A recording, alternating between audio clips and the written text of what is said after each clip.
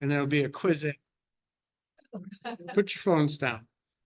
First of all, it's with deep sadness that the Huron Valley Group of the Sierra Club acknowledges the passing of our environmental friend, U of M professor, Dr. Bunyan Bryant. Bunyan served as the guidepost for most all of us in the environmental justice movement. His engagement was always insightful, thoughtful, and just all around wonderful. We know that our mere words of condolence can't adequately recognize the full breadth of his work. He basically founded the field of environmental justice, and he passed during this past month. But we want to use this opportunity to say thank you, Bunyan, and pledge to continue his goal of improving and maintaining a clean and healthy environment for everyone. And another not as sad goodbye that we have to say tonight is to Una Woodbury, right over here, who's been my intern and run the tech part of the show for about 3 years, and a godsend to me because Zoom was imposed on us by the pandemic, and I was just way out of my depth, and thankfully found a young person who understood these modern times. And she's about to graduate from Michigan and head on to North Carolina for the next stage of her adventure. And we want to say, Mazel Tov, Una, let's give her a hand.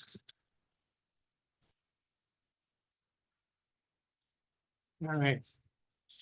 So I'm going to impose on your patience a little more out there in Zoom world.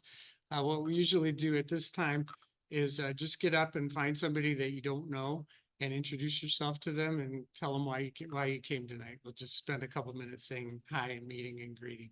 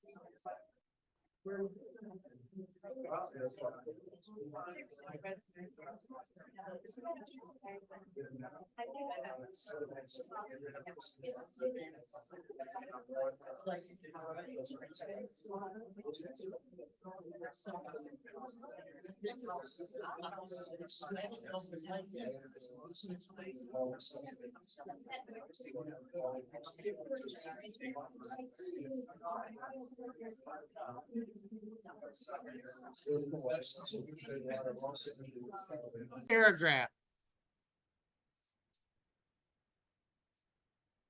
So here are some other news items that I want to share. I'm pleased to report that the National Sierra Club has taken the step of endorsing the environmentalists, President Biden and Vice President Harris, for re-election. And they did that at a very early stage.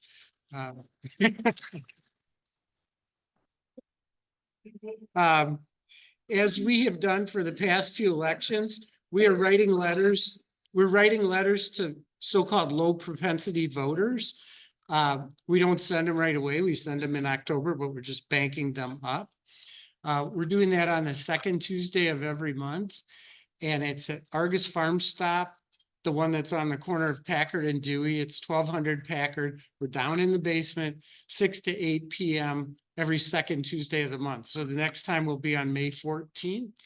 If you can, please bring 20 envelopes and 20 stamps. But if not, just come anyway. We've got plenty of envelopes and plenty of stamps. What we need is you and your heartfelt sentiments on the letters. We've already met 3 times. We've had a total of 23 people so far, and we have well over 100 letters in hand.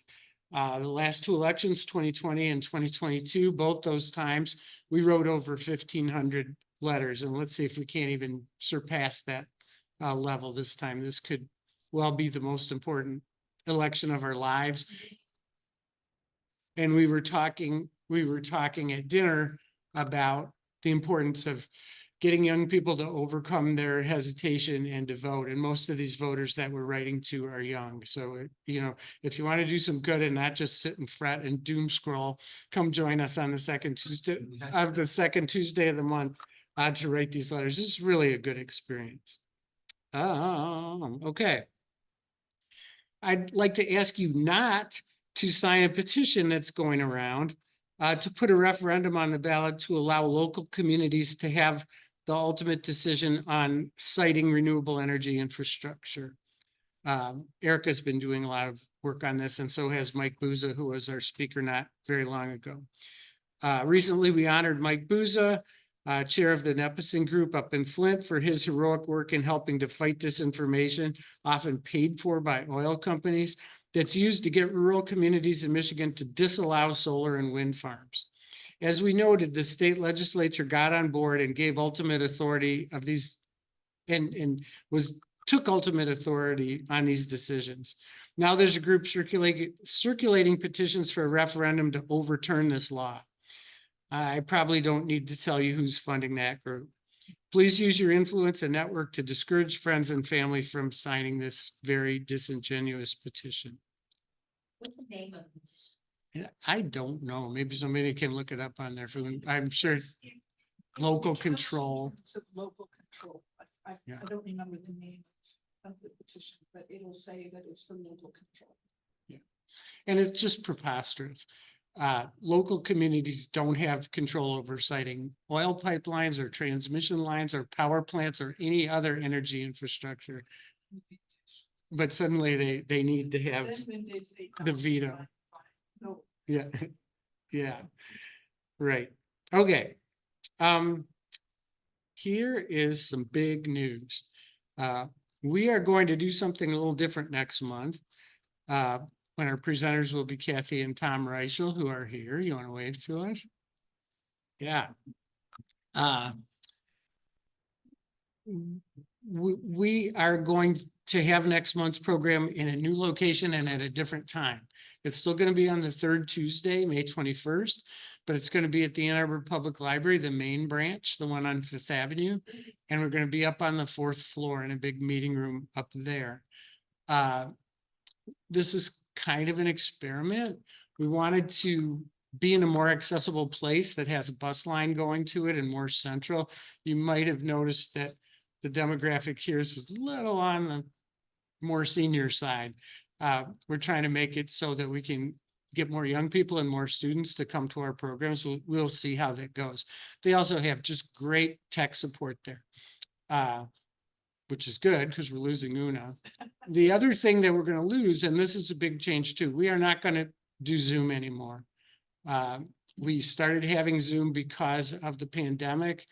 There are pros and cons to keeping it, but we feel like right now the cons are outweighing the pros and it's outlived its usefulness. The library will record the programs and they'll be available on the library's YouTube stream later, but you will not be able to tune in live anymore. You're going to have to come down if you want to see Kathy and Tom present live. And I think that I can read what they said. Except it's not here, but it's about e-bikes. Tom and Kathy are big advocates for e-bikes. And they say that they will not only teach us about e-bikes and about buying our first e-bike, which is in all of our future, folks, but also they're going to set us up for our first few e-bike adventure trips. They've outfitted and led many e-bike trips, and they're going to bring itineraries and the whole 9 yards. So you're definitely going to want to show up at our new time, 6:15 to 7:45, at our new place, the library 4th floor, but on our same date, Tuesday, May 21st. What was that? Downtown. Downtown library, the main branch. What's the parking? There's plenty of parking. There's a huge parking structure right next door, underground. It costs money. I mean, yeah, there's pros and cons. This is an experiment. It's something we're going to try. The question was about parking. You're allowed to park in the basement, you know, so anything. No, division. No, I'm not talking about that. There is a parking structure that's down in the basement. Are you allowed to go down there and park? Yes, yes. Yeah, park at the next door library lane lot down under the ground. Yes, sir. So the two county lots have free parking after 6. Well, that's a good point. So down on Ann Street, a couple blocks away, are county parking lots, and they have free parking after 6, sort of across from the People's Food Co-op is where I believe this gentleman is talking about. So we're gonna make it work, right? The first couple times might be an adjustment. All right, thank you for that. In the summer, we don't meet indoors anyway. All our summer programs are outdoor programs, but if this works halfway as well as I think it will, then I think we'll go back to the library in September rather than here. But we love you, Mathi, and thanks for hosting us for these years. Okay. Our presenter tonight is Barbara Lucas. Yes, ma'am. Yeah. And I free up Ms. Lucas here to say that you're remiss in failing to mention that Sierra Club on May 15th is having its annual lobby day at Lansing.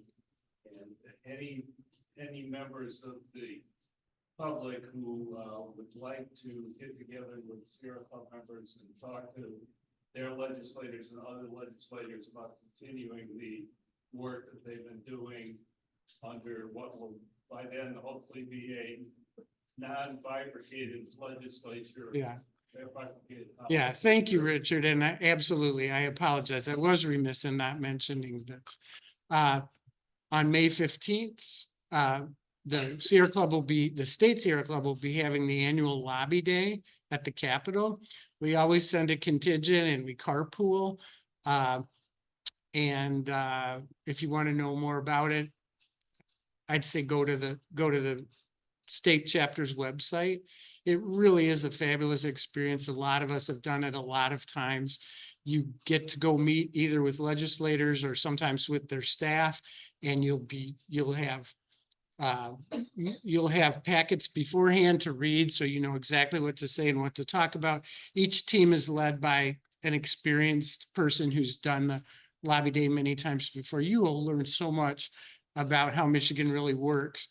And it's really a lot less intimidating than you think until you go and take part in lobby day. And the Sierra Club is one of the groups in all the state that gets the most bang for its buck out of our lobbying because of citizen volunteers who choose to take part. So please find out about our lobby day on May 15th. And if you need a ride, contact me or contact Richard Barron or Jason or somebody, and we'll get you hooked up, because we always carpool up there, and it's fun too.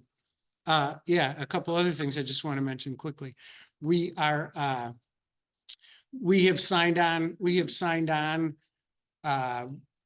with groups that are advocating to EPA to take on the Gelman dioxane plume as a Superfund site. We're working with the people who are doing that. We were one of the original groups who sued to try to get the EPA to intervene, which it looks like they will finally do. The other thing I wanted to mention very quickly is there's an issue in the Ann Arbor Public Schools. You may have heard that their budget kind of blew up.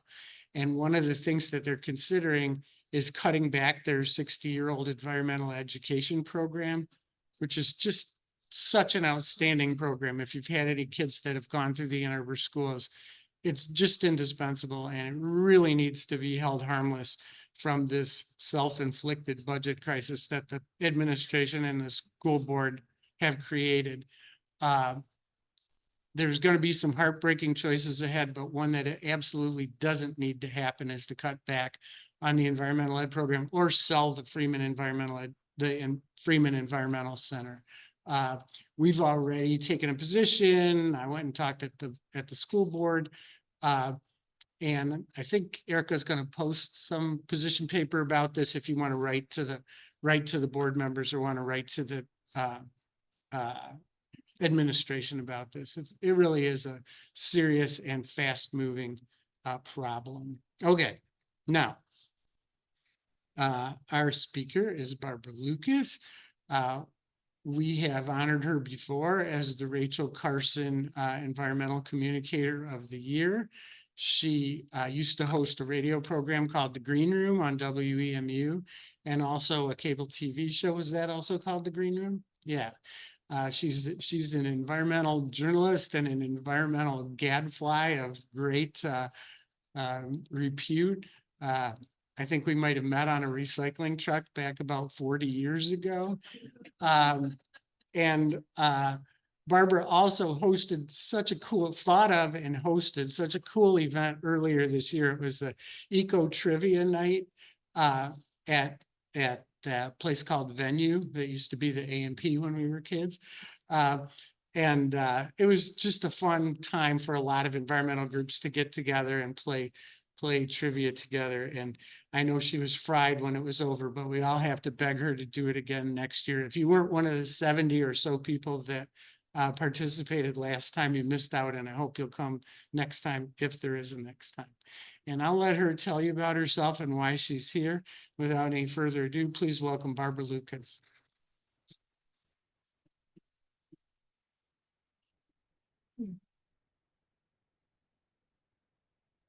Thank you so much for having me.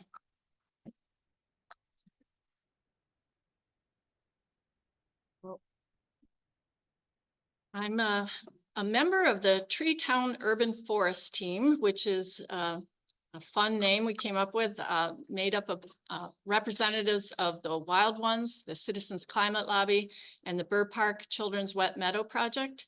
And we are also, this whole idea came about a year ago. I'm a member of the Citizens Climate Lobby Healthy Forest Action Team, and we were looking for a project. We got it into our heads that maybe this Miyawaki method might be a good one. And we decided to start a demonstration forest. And so we got a steering committee together, and the 5 people here have been working for many months. Every week at least we've been meeting, and we put a application into the city to put a forest in Burr Park. And just today we found out that it may actually happen. Even though the Ann Arbor Observer said it was a done deal, believe me, it's taken some time to get it settled. So we think that it's a go. So the first thing that we did with the Citizens Climate Lobby back last fall was decide that we wanted to put together a movie, because the understanding, the learning curve is kind of, there's so many different ways of going about this, and it's so hard to explain in a elevator speech, so that we thought, let's just put a movie together.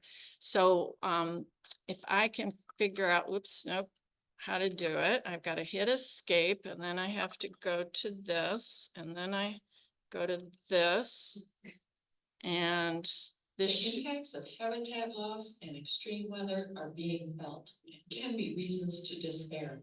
But there's a lot we can do about it, starting right here in our community. One way is by harnessing the benefits of the Miyawaki tree planting method, inspired by natural forests. Natural forests are made up of a multi-layered diversity of plants adapted to their environment over millennia. The plants grow close, intermingling both above and below ground. Their interactions nourish each other, and they in turn support a diversity of organisms, from fungal and microbial life to multitudes of wildlife. In traditional human-created landscapes, trees are planted singly, away from plant neighbors, surrounded only by turf grass. So they lose out on beneficial interactions, which in Rachel Carson's time were suspected to be important, but in today's science are understood to be crucial. Further problems are created when the tightly interwoven roots of lawn create a dense mat that sheds water instead of letting the rain soak down to the tree roots, as it does in a forest. This not only contributes to flooding, but keeps trees from getting much needed rain during dry spells. Whereas in a forest, the thick humus layer acts as a sponge to keep moisture in, moderating the drought times. When trees are surrounded by grass, another threat is landscaping machinery. Trees' Achilles heel is its cambium, where the lifeblood of the tree travels. Whether cut by mowers or weed whips, damage to the cambium is like cutting arteries and exposes the tree to disease. But in a mini forest, mowers and weed whackers aren't used at all. It's a relatively maintenance-free and protected environment in which trees can thrive. To address climate change and harness trees' ability to sequester carbon, cool urban areas, and slow stormwater, billions, if not trillions of trees need to be planted worldwide. Why not plant at least some of them utilizing these strategies so successful in nature? A multi-layered diversity of native species growing close together with thick mulch, not turf grass, in between. This is not a new concept. In the 1950s, a botanist named Akira Miyawaki began experimenting with planting trees in small forests, variously called mini forests, microforests, tiny forests, or pocket forests. He found that as in nature, trees spaced densely grow fast, racing to reach the sun. Faster growth equals faster carbon dioxide uptake. As in natural forests, natural thinning occurs, and those that don't survive nourish the soil. In a human-created landscape, planting big trees equals a big investment, and mortality rates, commonly about 30%, can be a big hit. Whereas trees planted small, in dense, protected, and highly mulched sites have a better chance of making it. And they're less of an investment loss if they don't. In fact, native woody species routinely volunteer, sprouting up on their own, free for the taking. Why not make the most of them instead of mow or weed them out? Popping up around the world are Miyawaki-inspired forests of all types, urban and rural, large and small. They're proliferating in tropical areas such as Kenya, Chile, and India, and in northern climates of Europe, Canada, and the UK. They're found on former industrial sites, as in Canada, and in Japan, on top of old city dumps, as in Cambridge, Massachusetts, along roadways in Japan, on slopes like this schoolyard in Berkeley. In fact, many are springing up in schoolyards around the world. I would like to see this program extended across Australia and as many schools as possible, so that children can experience science in action. The forest network with countries around the world. So we've got 2 schools that are joining us in Chile and 3 in the United States. And the children will connect and share their data, share their experiences with the forest, and interact with other children who are taking part. The learning potential is exciting. Pocket forests are found in neighborhood parks, such as these in Ontario and Oregon. Some are on tribal lands, as in Washington State. This one features traditional indigenous edible species. Some are specifically planted for their therapeutic qualities, or to address tree equity, as does this one in Chicago. They're even being planted in people's yards, like this one in Hamilton, Ontario. The city of Hamilton has a project based on their rain garden program in which they support homeowners, schools, and businesses in creating and maintaining their own pocket forests. With a climate similar to ours, their how-to guide includes a familiar set of native species. In fact, the whole country of Canada has a campaign to encourage mini forests. Some projects closely follow Miyawaki methods, such as mechanically tilling the soil a meter deep and mixing with organic matter to achieve a light, fluffy soil texture. Others use them as inspiration and adapt. For instance, in Hamilton, Canada, they're experimenting with laying down cardboard, mulching heavily above, waiting a few months, and planting through that. But all must be watered and weeded during their first 2 to 3 years until they create their own shade. They also must be heavily mulched when first planted. This further keeps the moisture in and the weeds down. And all use native plants adapted to the local site conditions, creating a forest that is self-sustaining after a few years. But beyond that, the concept can take many forms. Some pocket forests are fenced to keep critters out or to signal their managed intentional plantings. Some have signage to raise awareness of benefits and why the pocket forest looks different from traditional tree plantings. Some have paths running through them. Some are food forests with native nut and fruit-bearing plants. And some have flowering species along the perimeter. With pocket forests, the possibilities are endless. The sky is the limit. As the trees reach for the sky, they do us the critical services of drawing down carbon dioxide, cooling our cities, cleaning our air, and slowing floodwaters. Considering their relatively low investments to plant and maintain, pocket forests should be considered wherever a bit of space and access to water are available. They're a great community building project that can create a greener, healthier world for both humans and wildlife. Hmm.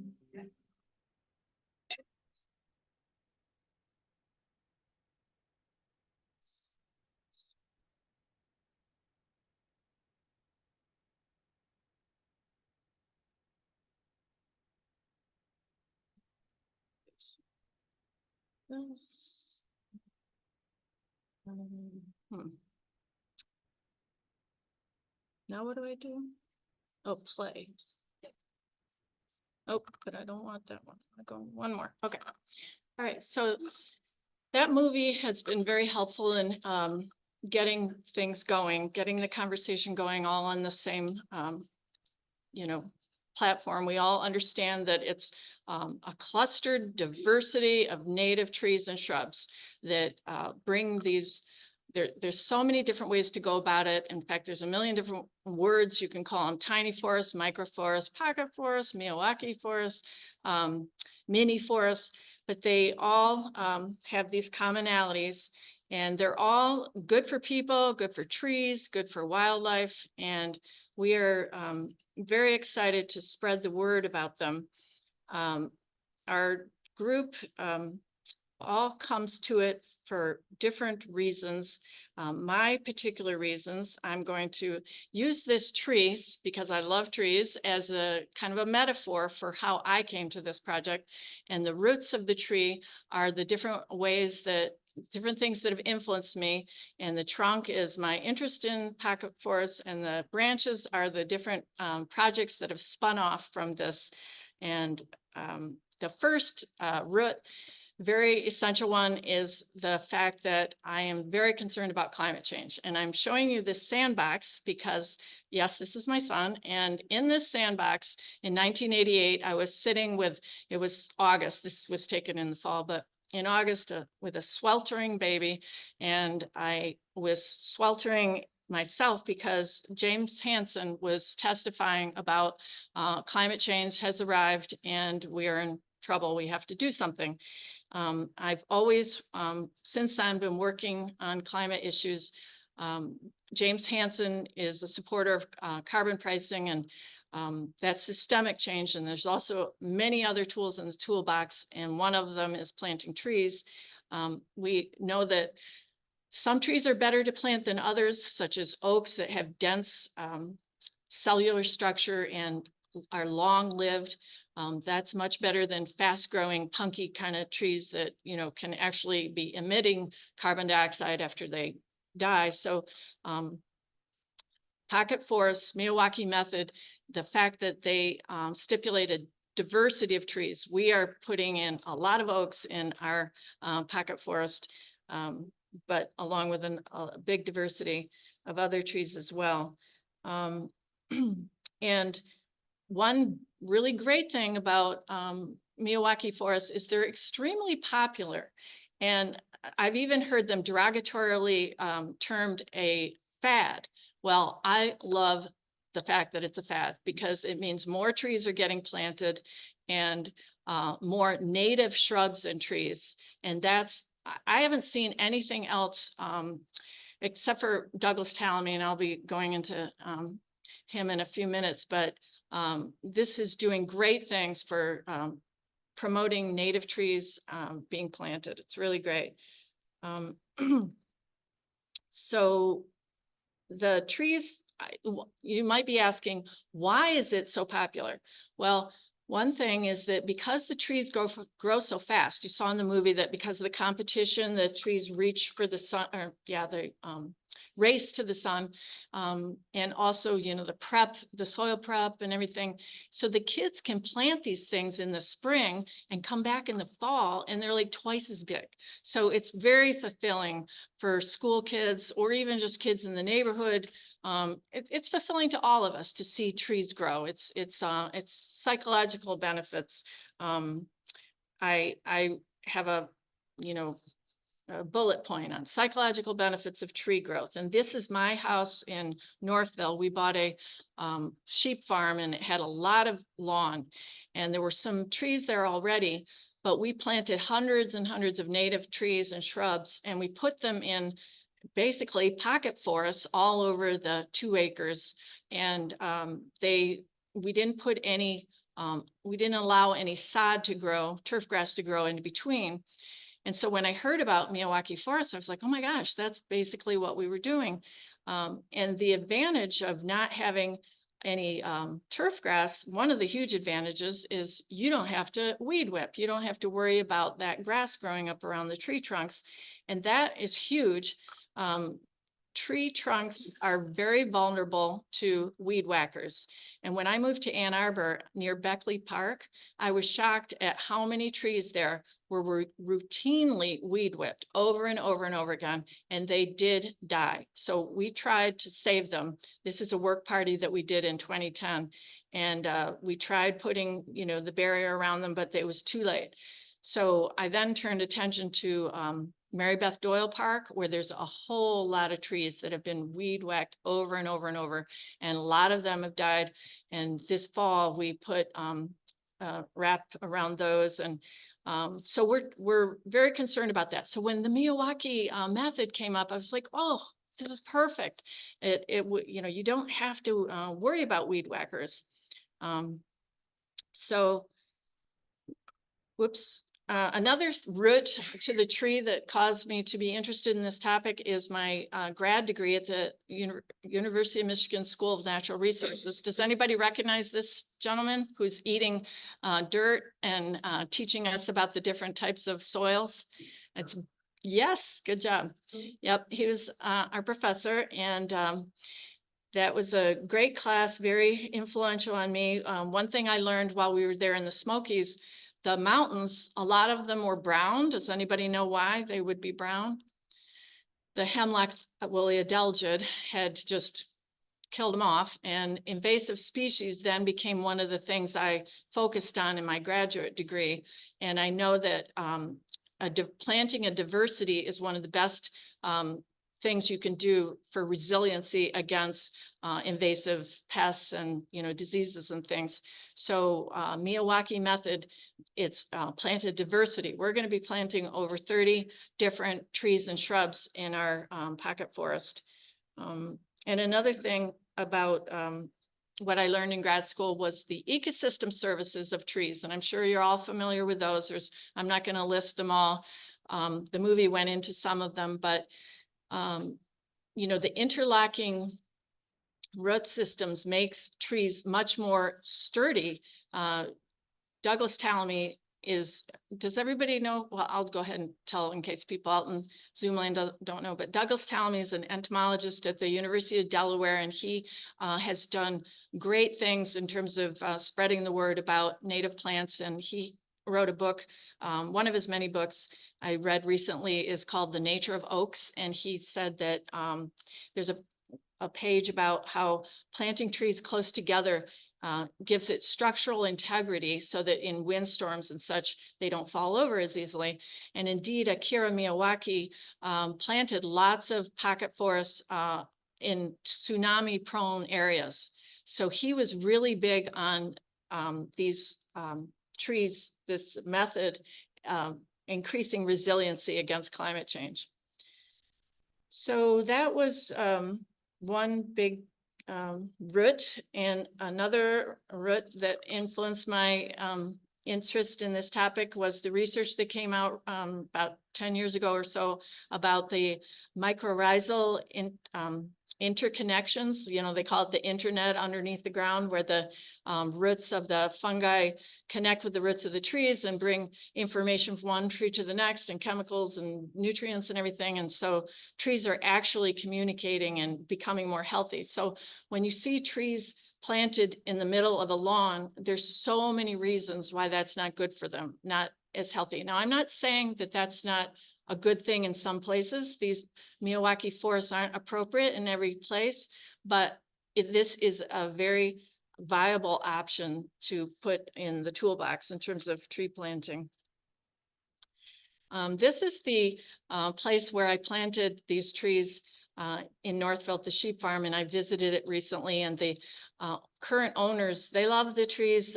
So this is about 30 years growth of one of the pockets on this farm. But one thing that they don't care for, and I was so disappointed about, is there's these vines growing up along the trees.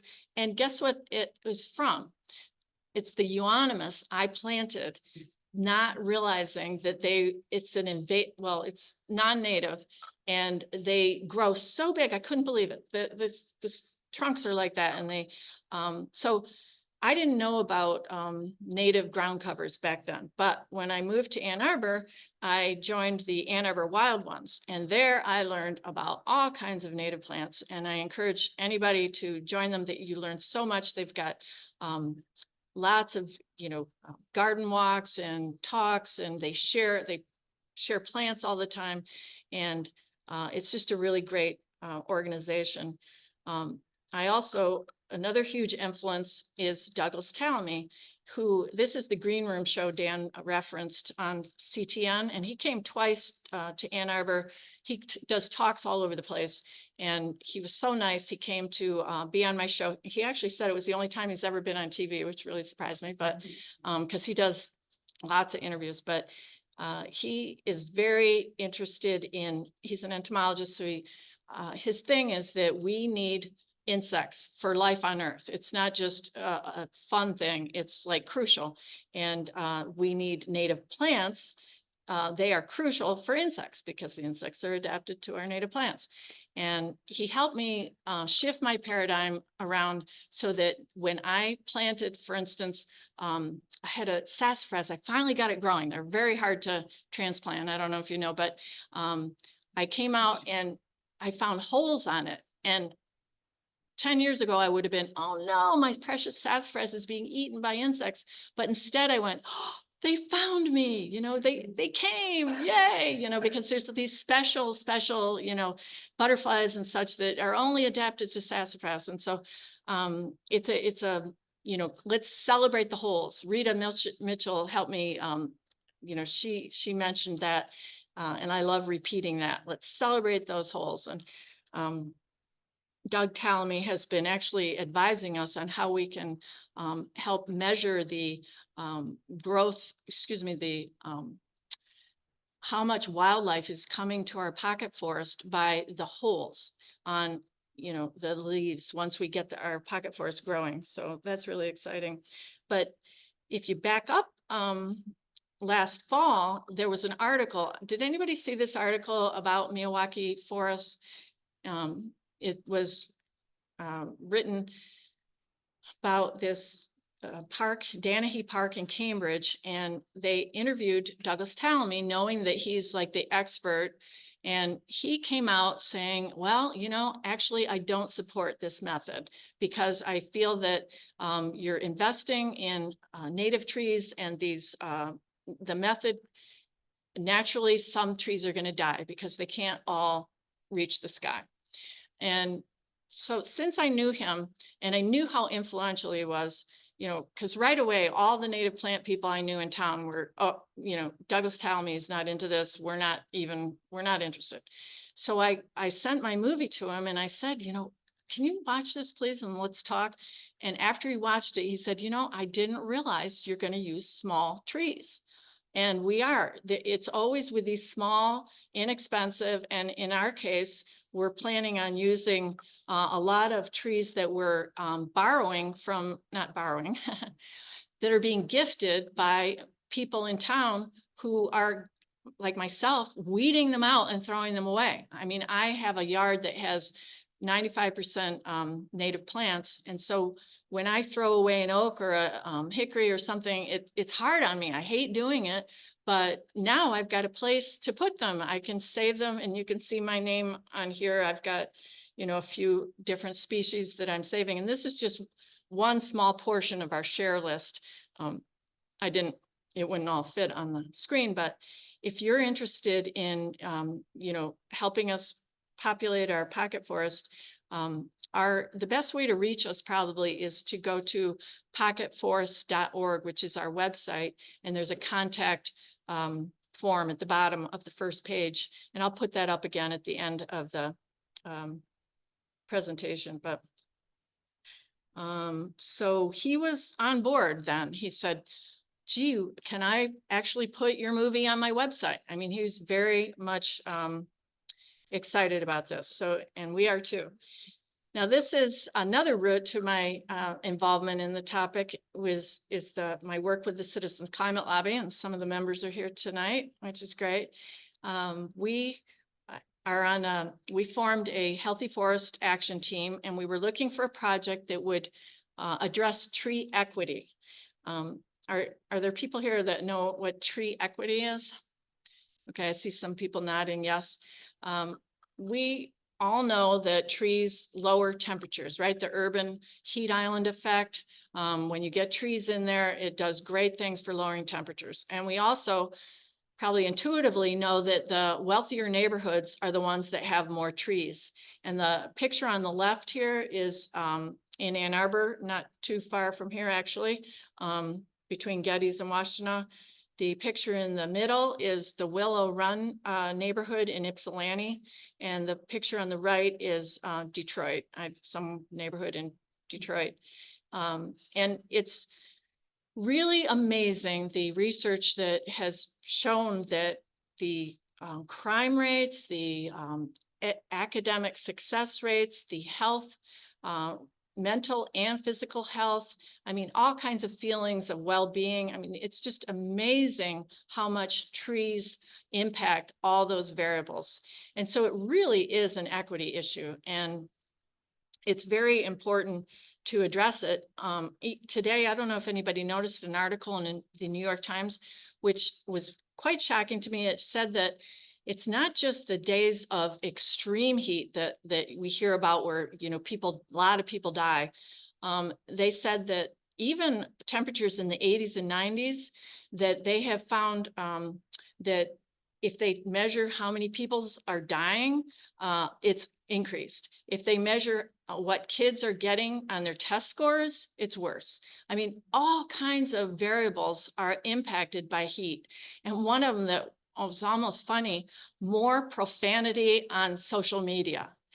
And we all know that we're in tense times, right? And if trees can help us chill, we need more trees. So this is just another reason. And the great thing about the Miyawaki method is you don't need a big space. You don't need a lot of money. You don't need a lot of maintenance. They say that after 2 years, the trees, if you plant them densely with different layers, you've got your shrub layers and your different heights.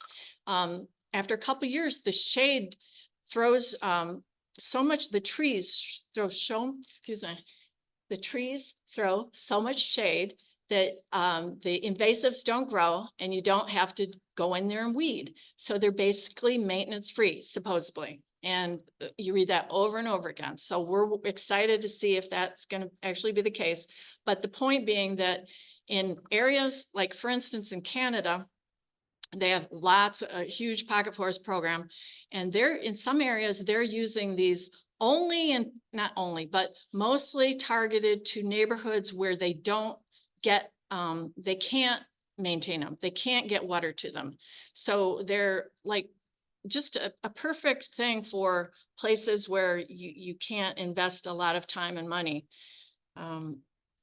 So we're excited about that. Now, you may say, why then are you putting your first pilot in Burr Park? Because there's a lot of trees there already. Well, number one, I don't know if you all know Janine Palms, but she's put together the Children's Wet Meadow there. And she is an amazing educator and amazing can-do person. And when I took a tour of the park with her and saw what she was doing, she's got a food forest, aside from several wet meadows and all of them, she brings people in. Kids are constantly working on these things and learning from them. And I just thought, oh, this is the perfect place. So that's where we applied to the city, and that's where we're hopefully going to build a pocket forest this fall.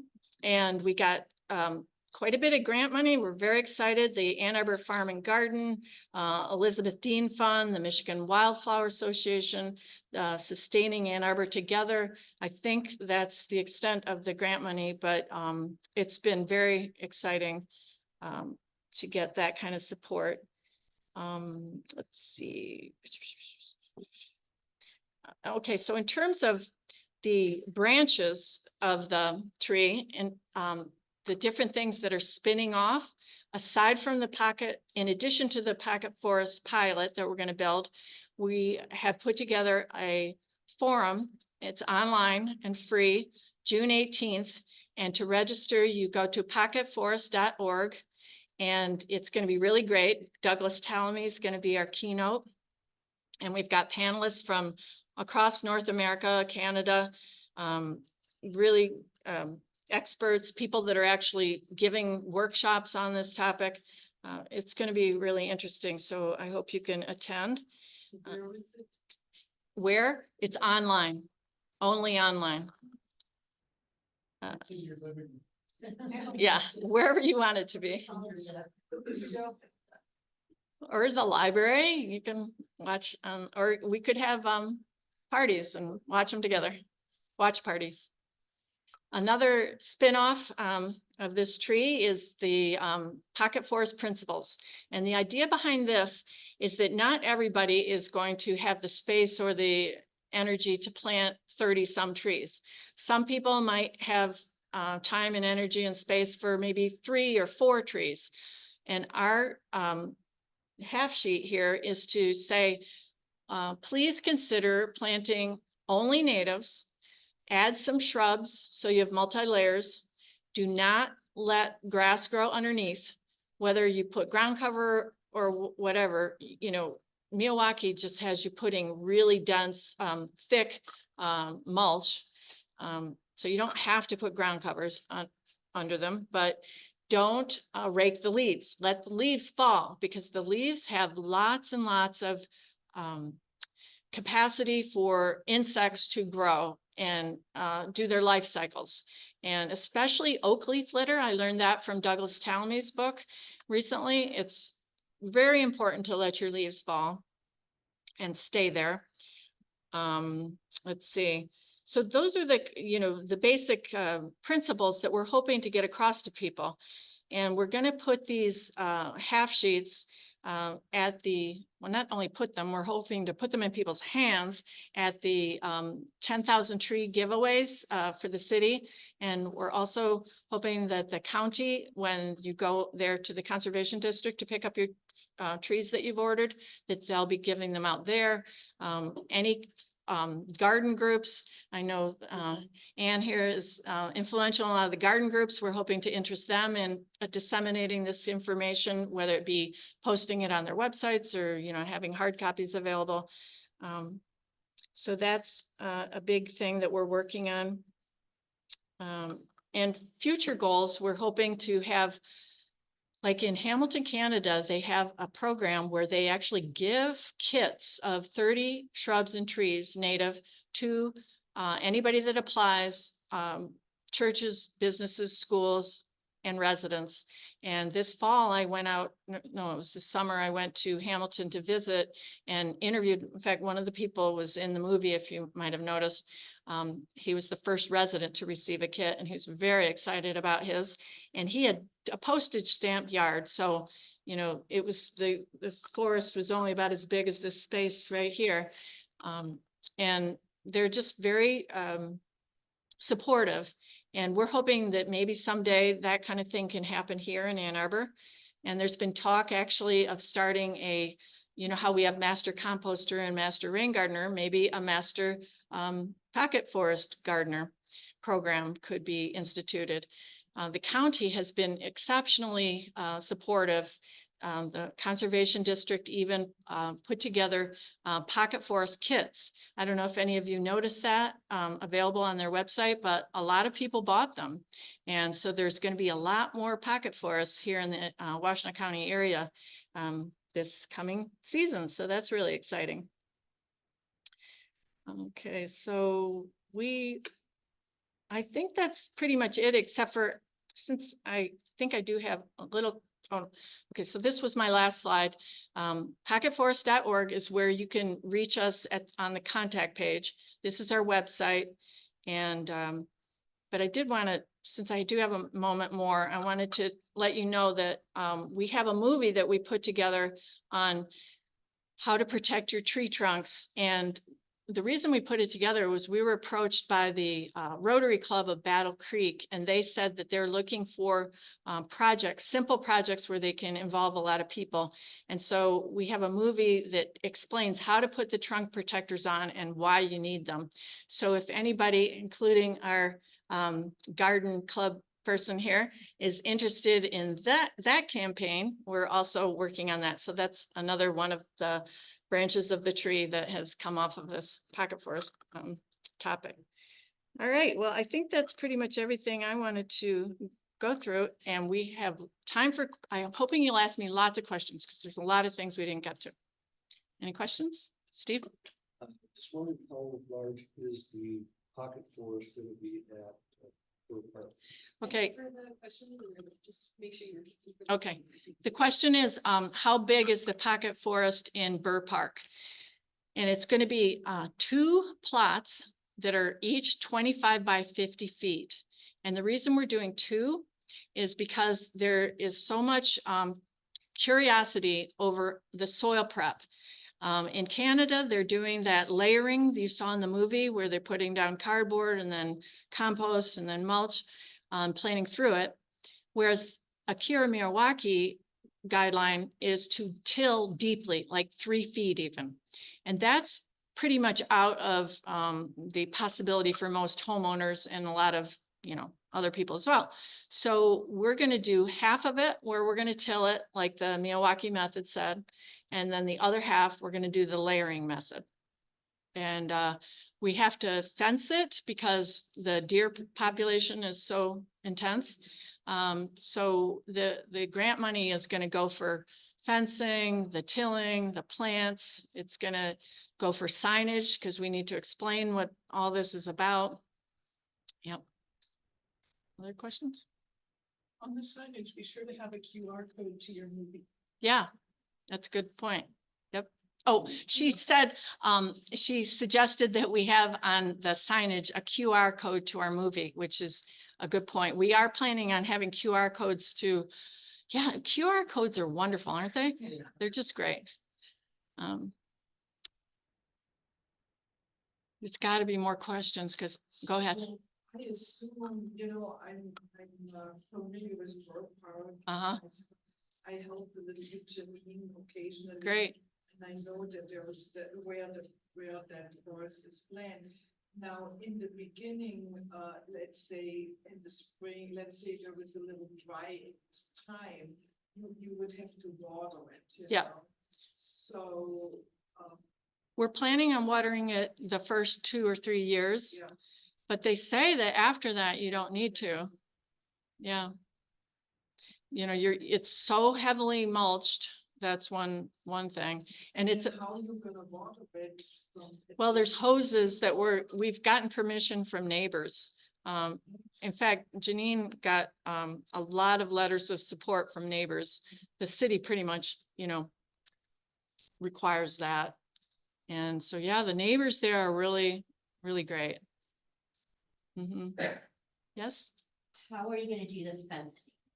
I'm just asking, because I have 4 acres and I've fenced in 2 to 3 of it with deer fencing. It's You have to. Okay. not cheap and it's but I can give all sorts of tips on it, but have you priced it out, or do you know what kind, or where you're gonna get the fence? Well, it's not decided yet. Like I said, the question is, what kind of fencing are we gonna use? And the question before that was about watering. I think I forgot to repeat that, but anyway, yeah, so we're working on that right now. And so we'd love to hear your suggestions, but I'll tell you the latest that at the last meeting, we were talking about doing nice posts in the corners and then maybe metal stakes, every 5 feet or whatever in between. And granted, they're gonna have to be really tall. And we're gonna put, I'm not sure what kind of fencing. Somebody was talking about something called hog panels, which sounds awful, but when you look in the pictures, it's just a nice sturdy fence. And we'd have to use something with a smaller gauge lower down. We might wrap, I don't know about chicken wire, but something of that sort that's easily flexible around the bottom to keep out the critters. The small critters. And we're looking at doing a like a L shape that would flange, that would come out from that would then have mulch on top so that the diggers couldn't get in. There's, because in fact, some of the things you saw on that share list that I promised to the pocket forest, my bunnies have nibbled down. Because bunnies will we're afraid, the night after we do this, that it will come in the next day and it'll be gone, so we're gonna try to get that fence up even before we plant. You're welcome to come and Yeah. see my yard. Yeah, We've done it ourselves, and good. we've had it for 20 years. Oh, that's It is that's very- good. It's not cheap, but I can give you all Okay, what it takes. yeah, and just to And it needs to be at least 8. Yeah, I was gonna say that the hog panels are not 8 feet. So what we would do is have wire, like fishing line or something along the higher levels, because deer, I don't think you have to do the really sturdy fence the whole way up. Well, anyway, that's what we're talking about. So please do contact me. I'm gonna ask my question from up here. Okay. Which I would also encourage other people to do. This was a suggestion that somebody had so that you don't have to Okay. repeat what Well, I I don't say. mind repeating. Okay, well, too bad. Hey, no. So, first of all, I was remembering that when, in Ipsy Township, there was a project to make a native Michigan wildflower garden, and we, the Huron Valley Group, came and provided some of the muscle power for it. And I was thinking there's gonna be a lot of work and hands needed. Is there a certain day, and is there a way for people to volunteer to come help and learn? Yeah, we're struggling with that because there's busloads and busloads of kids that want to do this. And right now, the question is, how can we even manage that? Because these are, even though they're small and fairly resilient plants, they're not gonna make it if they're not planted right. Yeah. So we're gonna have to have an adult with each group of children. And so I'm not to the point of saying we're desperately in need of volunteers. We're more desperately in need of figuring out a system to handle the volunteers than anything else right now. But that's not to say that our goal is to do more and more of these in the future. And for instance, we're looking at creative ways to use volunteers, like when we spread put down the cardboard and spread the mulch and the wood chips and everything. That's going to be a great opportunity for kids to, to help.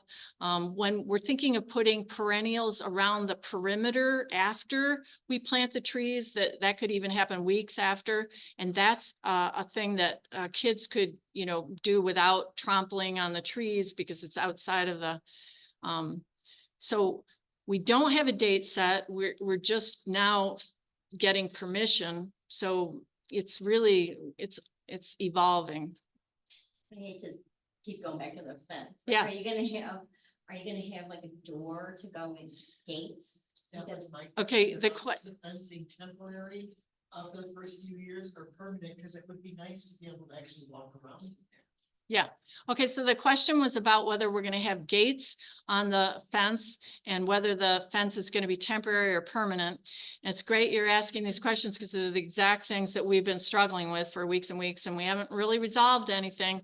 But the latest that I heard was that, okay, there's a path down the middle between the two plots. There's like a 4-foot path, and the goal is to have kids be able to go up and down running or whatever they want to do through the path.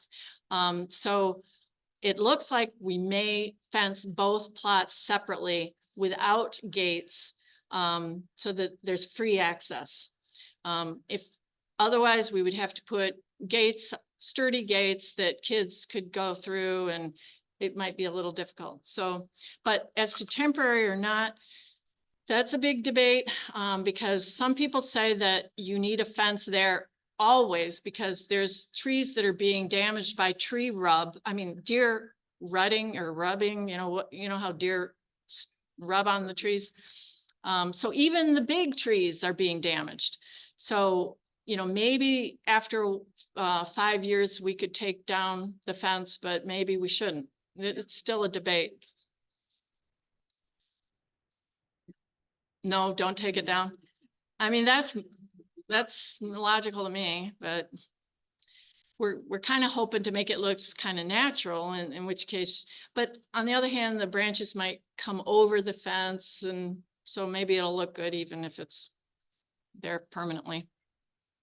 I guess it depends what you want on the floor. I think the trees would survive, but everything else would be.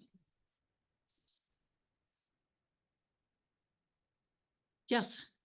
Just in terms of like other places in which these kinds of projects might be done, it just occurs to me, I live like on Pratt Row and there's so much just like lawn space. I was just wondering if you know like anyone who's like trying to work with like Greek life or anything like that to diversify their land. It's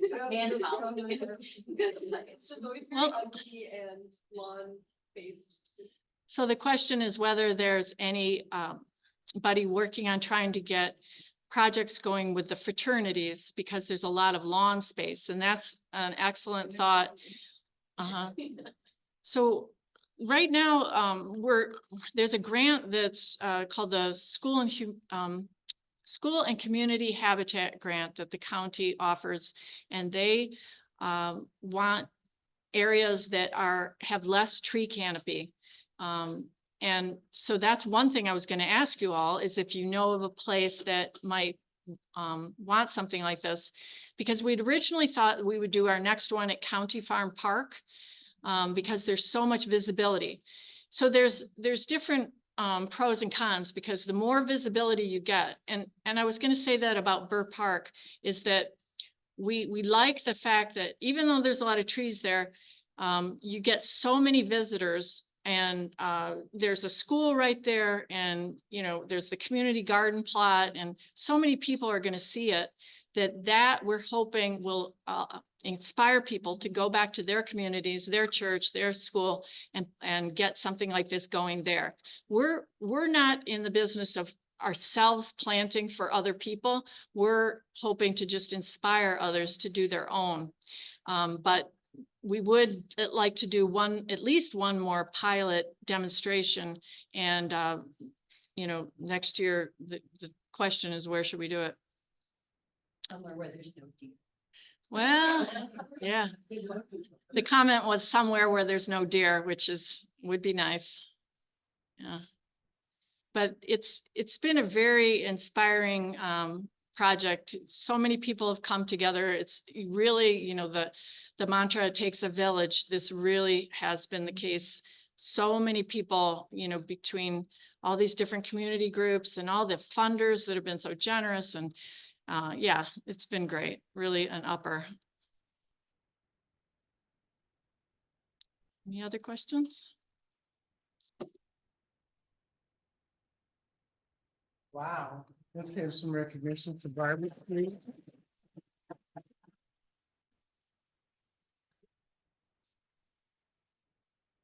One thing I learned quite a while ago is that if Barbara Lucas says she's going to do something, stand back. And you know, what an inspiring vision. And I know I learned a lot tonight. I'm really excited to see this project go forward and hopefully spread way out and sprinkle its seeds all over our area. So that was a wonderful program, and I hope people will join us uh, next month when we try something new at the main branch of the Ann Arbor Public Library at 6:15 till 7:45 on Tuesday, May 21st. And it won't be Zoom, so you have to come down, or you can watch it later on the library's YouTube channel. And one thing I want to say about the library is they close at 8 and they want us out. So the, yeah, the finish time will be set. On the other hand, we'll be able to start on time because we won't be trying to scramble to get the Zoom to run. And let's please give recognition one more time to Una.